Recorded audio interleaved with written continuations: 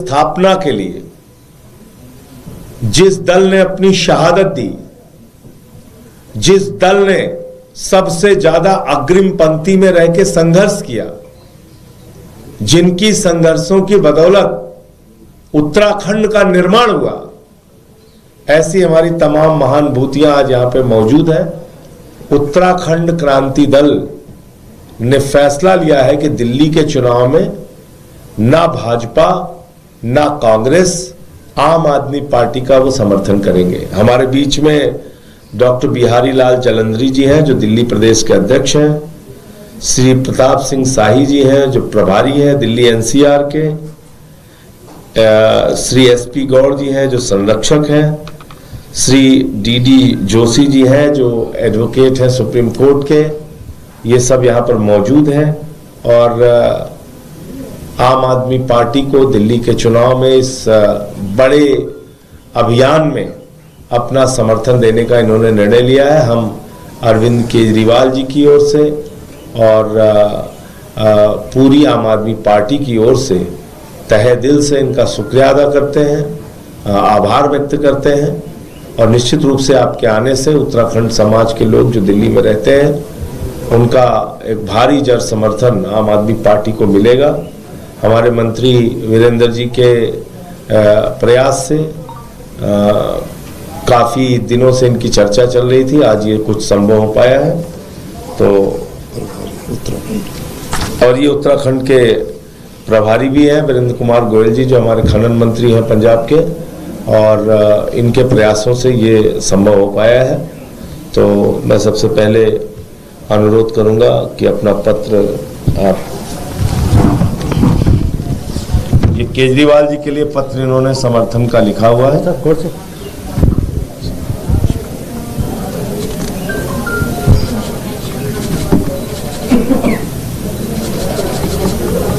आप भी हाथ लगा दीजिए।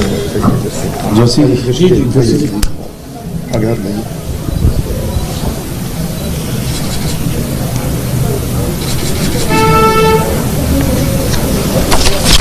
तो सबसे पहले मैं डॉक्टर बिहारी लाल जी से अनुरोध करूंगा कि अपनी बात रखें।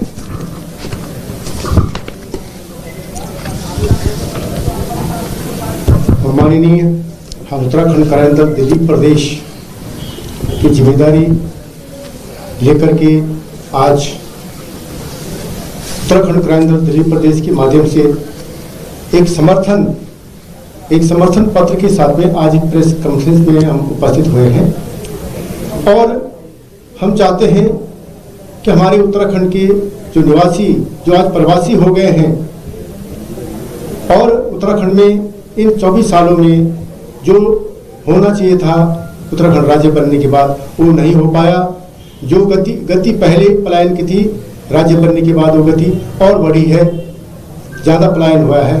वहाँ पहाड़ों में बसने के बजाय लोग प्रवास में आए हैं।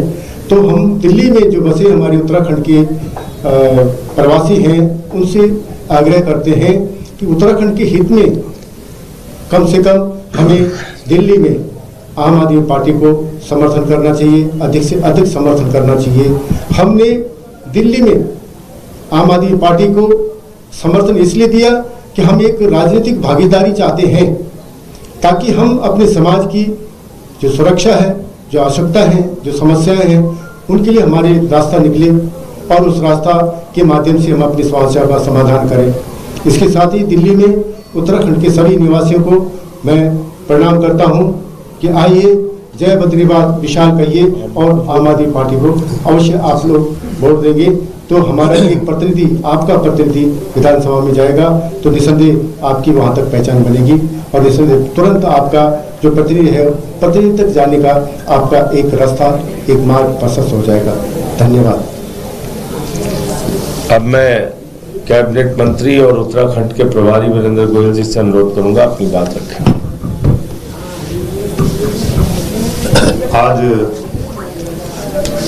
यूकेडी उत्तराखंड क्रांति दल के सभी माननीय अधिकारीगण आज हमारे बीच माननीय संजय सिंह जी की उपस्थिति में सब लोग यहाँ इकट्ठे हुए हैं और मैं उत्तराखंड क्रांति दल का तहे दिल से धन्यवाद करता हूं कि इन्होंने जो आज समय की नजाकत है कि इन लोगों को हमें हरा देने के लिए बीजेपी को और कांग्रेस को इनसे पीछा छुड़ाने के लिए इन्होंने एक बहुत बढ़िया फैसला लिया है कि आम आदमी पार्टी का साथ इन्होंने दिल्ली में यहाँ करने का फैसला किया है। तो मैं इनका बहुत बहुत धन्यवाद करता हूँ और आशा करता हूँ कि इनके आने से, हमारे समर्थन में आने से हमें बहुत बड़ी ताकत मिलेगी और दिल्ली में जो माननीय अरविंद केजरीवाल जी के पक्ष में जो हवा चल रही है वो हवा और तेज होगी। मैं इन सभी हमारे नेताओं का धन्यवाद करता हूं और माननीय संजय सिंह जी मेंबर पार्लियामेंट का भी धन्यवाद करता हूं कि जो हमारे बीच आज उपस्थित हुए हैं। धन्यवाद। जोशी जी, साई जी 2 मिनट। हमारे दिल्ली एनसीआर के जो प्रभारी है यूकेडी के प्रताप सिंह जी शाही साहब, वो कुछ कहेंगे।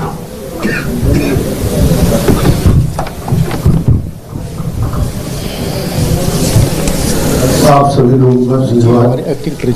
उत्तराखंड क्रांति दल जिसने बरसों संघर्ष और 42 शहादतों के बाद उत्तराखंड राज्य की स्थापना हुई, आज वो राज्य की हालत बदहाल है। उसके लिए हम भारतीय जनता पार्टी और कांग्रेस को जिम्मेदार मानते हैं। आज वहाँ पलायन की त्रयोदशी और वहाँ रहने लायक की बिल्कुल माहौल नहीं है, कुछ भी नहीं किया इन 24 सालों में। इसके लिए हमने जो फैसला लिया है, आज हम दिल्ली में अरविंद केजरीवाल जी के नेतृत्व में विश्वास करते हैं और सभी उत्तराखंडियों से अनुरोध करते हैं कि वो केजरीवाल जी को वोट देकर के भारी बहुमत से विजयी बनाएं। इसी के साथ ही धन्यवाद। एक और विषय है जिस पे आपसे बात करना बहुत जरूरी है। आज आप लोगों ने देखा होगा कि किस तरीके से देश की संसद से 100 मीटर की दूरी पर चेम्स फोर्ट की झुग्गियां हैं और उस झुग्गी में हमारे 3 कार्यकर्ता प्रचार करने गए थे। मुझे थोड़ी देर के बाद वहां पर पहुंचना था और जनसंपर्क करना था, डोर टू डोर करना था, लेकिन मेरे पहुंचने से पहले श्री गौरव जी को, सुरेश जी को और प्रणाली जी को भारतीय जनता पार्टी के गुंडों ने, जो वहां के प्रत्याशी हैं प्रवेश वर्मा के गुंडों ने, पूरी तरीके से उनके साथ बदतमीजी की, मारपीट की, लड़ाई झगड़े किए। और जब मैं पहुंचा तो मेरे सामने भी केजरीवाल के खिलाफ नारे लगा रहे थे। पुलिस वहां मौजूद थी। हमारे कार्यकर्ता बार बार कहते रहे पुलिस मौन रही, कोई कार्रवाई नहीं की उसने।